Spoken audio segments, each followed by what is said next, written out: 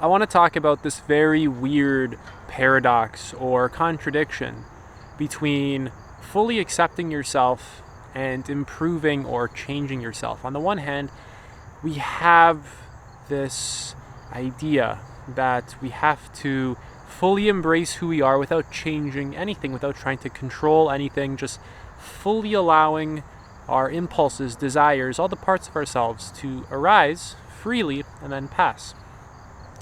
And on the other hand, we have this idea of we have to be better and we can change things, right? We all understand that.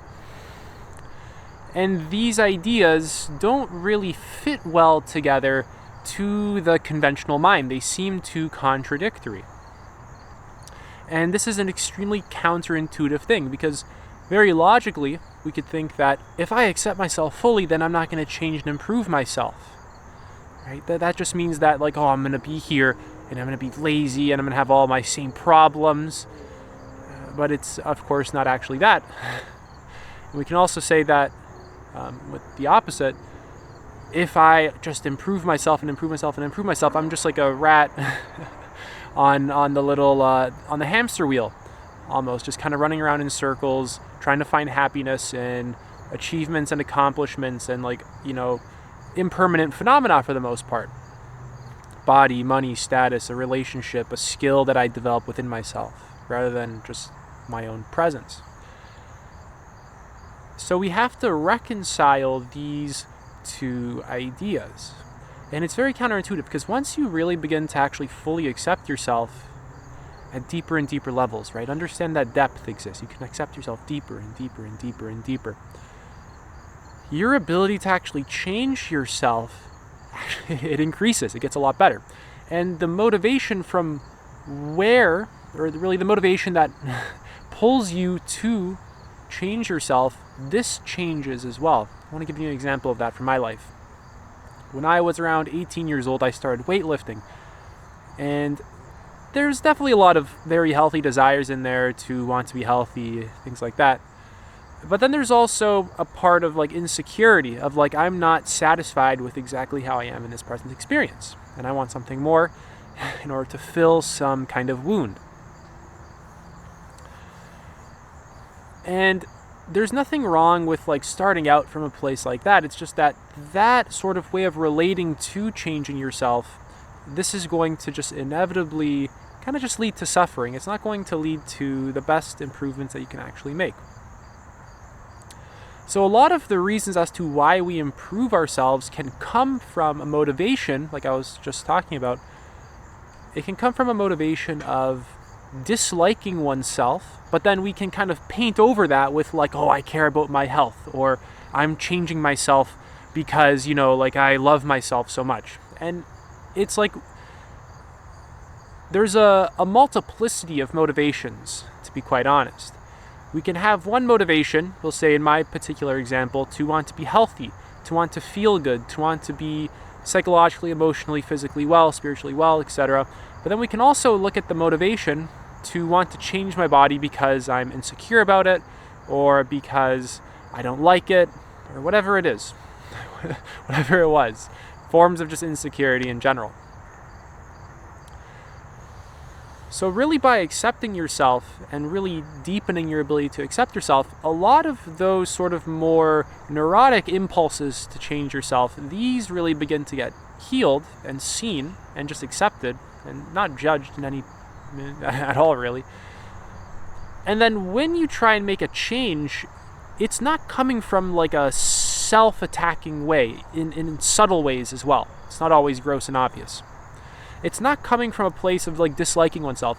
It's coming more from a sense of intrinsic motivation, from intuition, from alignment, from, self-connection. It's coming from a place of really just accepting yourself and then noticing just from that place of acceptance that something can improve. It's quite simple. And it's weird because there's this idea as well that there's anything to improve as well. And we reconcile that idea with the idea that life is perfect. That there's nothing actually wrong, there's nothing bad that life as it is right now is the great perfection.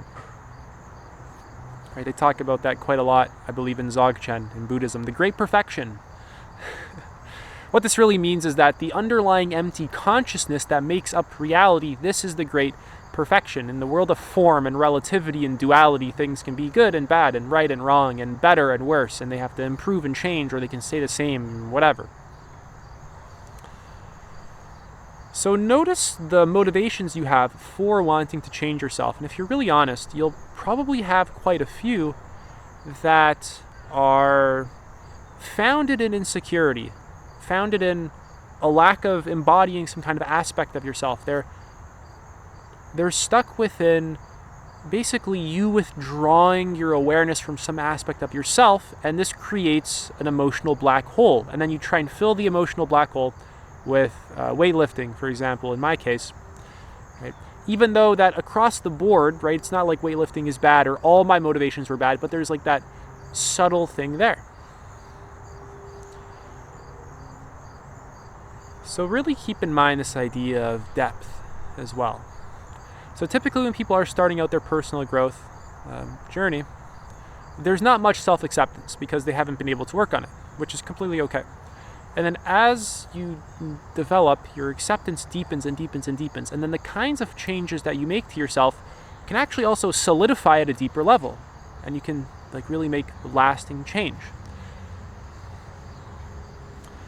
Because a big part of what makes the change not lasting is that you struggle and you fight against yourself.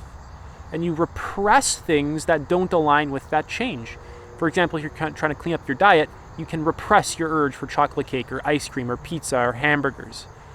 Whereas at one point in your ability to accept yourself, you accept your desires for pizza and burgers and hamburgers and chocolate cake. You let the feeling of the desire fully arise and then pass away. And through this non-repression and this pure acceptance, allowing the feeling of the desire to come and pass, to arise and pass, your ability to make the lasting change in your diet increases. So really, it's just this weird, paradoxical, counterintuitive sort of topic of embracing yourself fully and then also being able to improve yourself. So another core aspect of this is that accepting yourself is really hard. Because so much of the stuff that can drive us to want to improve ourselves, right? A lot of that stuff underneath the surface, we don't actually want to look at it. We have this like avoidance that happens totally unconsciously. It just happens and we don't even know that we're doing it. And to really accept yourself at deeper and deeper levels, you need to investigate the shadow. Basically all the things about yourself that you repress, deny, avoid, don't apply attention to, etc. And really take this on as a science experiment. Really just like experiment with this for yourself. Don't believe what I say in my video.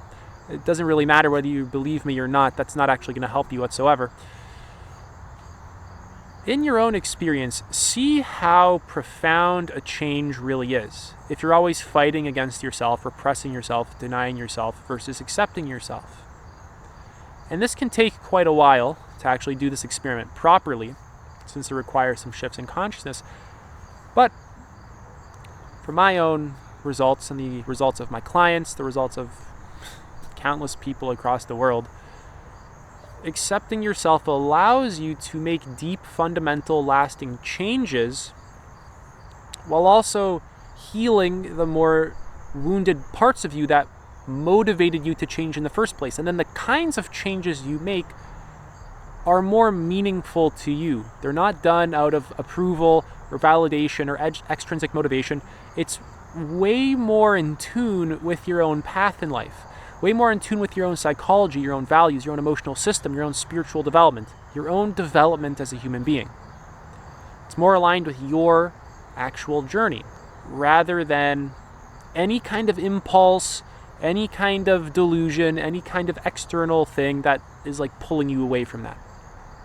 And this is a long process actually of like deciphering all these things and like really beginning to sort out this whole messy thing. Because in reality, the human mind is so messy, it's so complex, it's so confusing, it's so odd. it's so easily fooled as well, easily deluded, that, you really have to just kind of dig into it. You have to begin to really dig into all the various motivations.